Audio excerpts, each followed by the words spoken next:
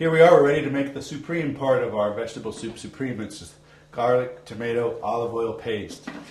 Too easy to make. In our food processor, fitted with the S-blade, we're going to put our 6 cloves of garlic and 1 can of tomato paste, or tomato paste, as we call it on the other side of the pond.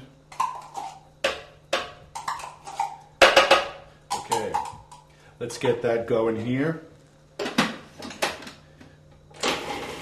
and chop it up. This is going to need to shake it a little bit because it's kind of pasty, but we'll get it.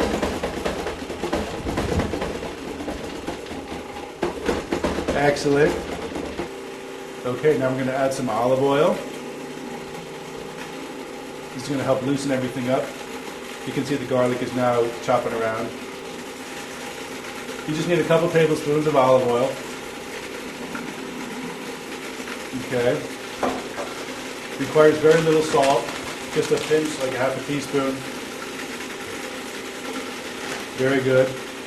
We can just let that grind for a little bit longer. I can see now that the garlic pieces are just breaking up to almost invisible, and that's what we want. You don't want to have a big piece of garlic in your mouth when you're taking the soup. Let me just do one check here and just clear off the sides to make sure we're getting all the pieces, big pieces. It looks beautiful. It's coming out perfect.